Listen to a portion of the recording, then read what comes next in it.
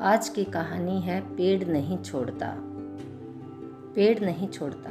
एक बार की बात है, एक व्यक्ति को रोज रोज जुआ खेलने की बुरी आदत पड़ गई थी।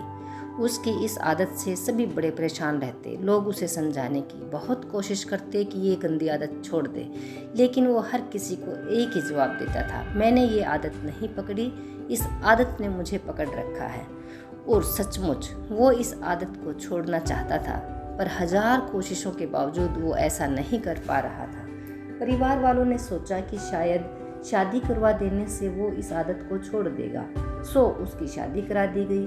कुछ दिनों तक सब ठीक चलता रहा, लेकिन फिर से वह जुआ खेलने के लिए जाने लगा। उसकी पत्नी भी अब काफ़ी चिंतित रहने लगी और उसने निश्चय किया कि वह किसी न किसी तरह से अपने पति की इस बुरी आदत को छुड़वाकर ही दम लेगी। एक दिन पत्नी को किसी सिद्ध साधु महात्मा के बारे में पता चला और वो अपने पति को लेकर उनके आश्रम पहुंची। साधु ने कहा, बताओ पुत्री, तुम्हारी क्या समस्या है?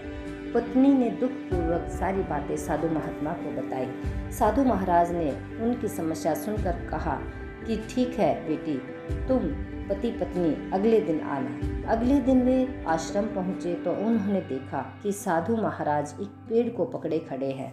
उन्होंने साधु से पूछा कि आप क्या कर रहे हैं और पेड़ को इस तरह से क्यों पकड़े हुए हैं? साधु ने कहा, आप लोग जाइए और कल आइए। फिर तीसरे दिन पति पत्नी पहुंचे तो उन्होंने देखा कि फिर से साधु महाराज पेड़ को पकड़े खड़े हैं। उन्होंने जिज्ञासा पूछा, आप ये क्या कर रहे हैं? तो साधु ने कहा कि पेड़ मुझे नहीं छोड़ रहा है, आप कल आइएगा।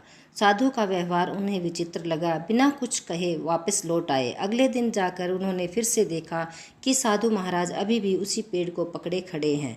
पति परेशान होते हुए बोला, बाबा आप ये क्या कर रहे हैं? आप इस पेड़ को छोड़ क्यों नहीं देते? साधु बोले, मैं क्या करूं बालक, ये पेड़ मुझे छोड़ ही नहीं रहा है। पति ने हंसते हुए कहा, महाराज आप पेड़ को पकड़े हुए हो, पेड़ आपको नहीं, आप जब चाहें उसे छोड़ सकते हैं। साधु महाराज गंभीर होते हुए बोले, इतने दिनों से मैं तुम्हें क्या समझाने की कोशिश कर रहा हूँ, यही ना कि तुम जुआ खेलने की आदत को पकड़े हुए हो, ये आदत तुम्हें नहीं पकड़े हुए है। पति को अपनी गलती का एहसास हो चुका था। वह समझ गया था कि किसी भी आदत के लिए वह खुद जिम्मेदार है और वह अपनी इच्छा शक्ति के बल पर जब चाहे उसे छोड़ सकता है। तो ये थी आज की कहानी। धन्यवाद। ऐसे ही और रोचक कहानियों के लिए आप मेरे चैनल को सब्सक्राइब कर सकते हैं। धन्यवाद।